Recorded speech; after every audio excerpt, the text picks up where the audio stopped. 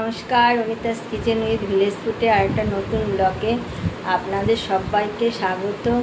আজকে আমি করে দেখাবো তরমুজ দিয়ে আইসক্রিম। তরমুজের আইসক্রিম বানাবো, এর জন্য একটা তরমুজ নিয়ে নিয়েছি। তরমুজটাকে ভালো করে ধুয়ে নিচ্ছি। তরমুজগুলো এরকম ছোট ছোট করে কেটে নিয়েছি আর বীজগুলো ফেলে দিয়েছি।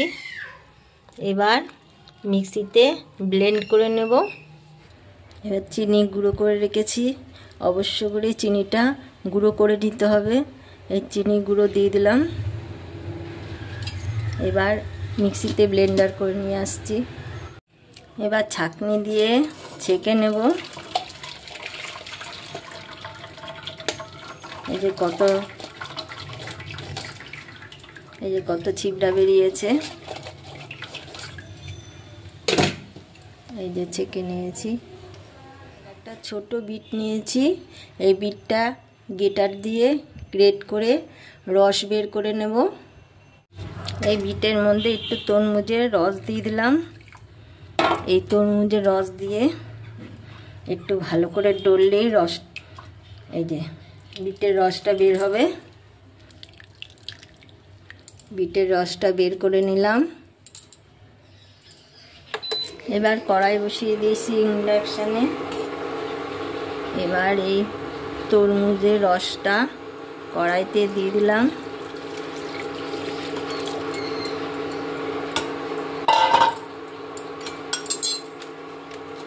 এবার একটা বাটির মধ্যে আমুল দুধ গুলিয়ে নেব। এবার তরমুজের রসটা হালকা গরম হয়েছে। এই হালকা গরম অবস্থায় এই দুধের মধ্যে গুঁড়ো দুধে একটু দিয়ে গুঁড়ো দুধটাকে গুলিয়ে নেব। একটু গুঁড়ো দুধ দিলে পরে টেস্টটা ভালো হয় আইসক্রিমের। তরমুজের রসটা জাল হচ্ছে, আরও জাল হবে। এবার কালারটা ভালো আনার জন্য এই যে বিটের রসটা তৈরি করে রেখেছিলাম, বিটের রসটা দিয়ে দিলাম। কোনো রকম ফুড কালার দেব না। এই বিটের রসটা দিলেও কালারটা খুব সুন্দর হবে। এবার এই যে বাড়িতে কর্নফ্লাওয়ার তৈরি করেছিলাম, অল্প একটু কর্নফ্লাওয়ার দিয়ে দিচ্ছি 1 চামচের মতো। আর এই রস দিয়েই কর্নফ্লাওয়ারটা গুলে নেব।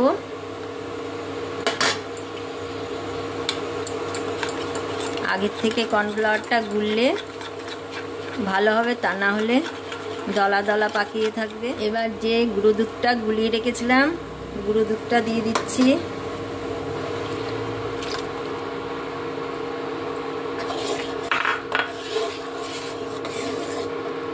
আরও ভালোভাবে জাল হবে।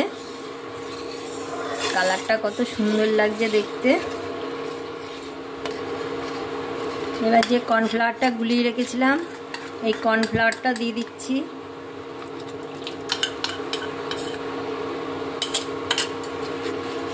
এবার কর্নফ্লাওয়ার দিয়ে ভালো করে জাল দিয়ে নিতে হবে। এখন অনবরত নাড়তে হবে। এবার জাল হয়ে গেছে।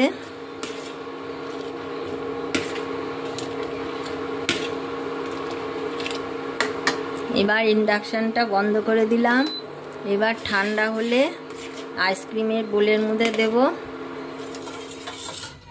এবার ঠান্ডা হয়ে গেছে। এদিকে এরকম আইসক্রিমের বোলে আমি এখন ঢেলে নেব।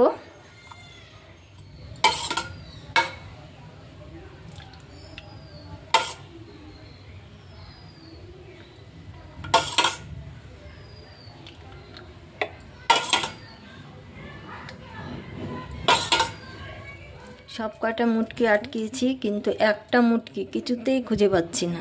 এটা অনেকবার আইসক্রিম করা হয়েছে। এখন সোনা ভাই আছে, এখন তার জন্য কি কোথায় ছিটকে পড়ে গেছে কিনা তাও জানি না। খুঁজে পেলাম না, তাই এটা এরকমই থাকবে। আমি এই যে এরকম গিফটের পেপার ছিল, সেই গিফটের পেপার এইরকম করে দিয়ে এরকম গার্ডার দিয়ে আটকে নেব। এবার এরকম চাকু দিয়ে এই যে এখানটায় ফুটো করে নিতে হবে কাঠি বসানোর জন্য।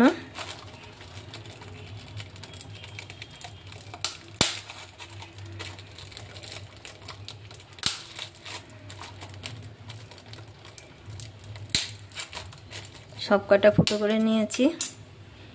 আর আইসক্রিমের এরকম কাঠি ঢুকিয়ে দিলাম।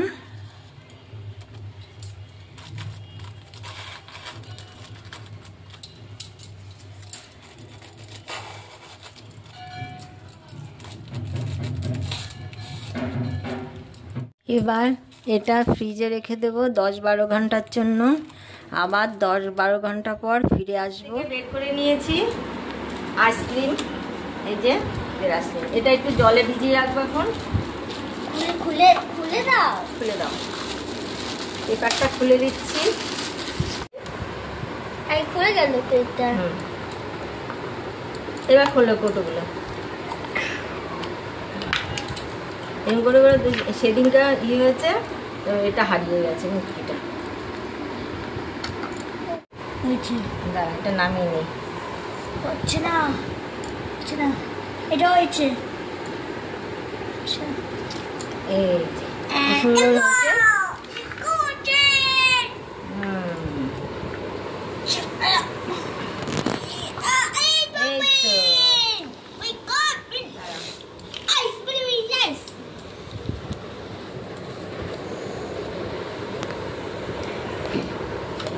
এই যে কত সুন্দর হয়েছে আইসক্রিমগুলো। নিজের আইসক্রিম সুন্দর হয়েছে, দেখতেও ভালো হয়েছে। কি করবে এবার? আইসক্রিম খাবে? এবার নাও শোনো ভাই, কোনটা খাবে তুমি? গুনছে গুনছে। এ বাবা, কেমন লাগে খেতে?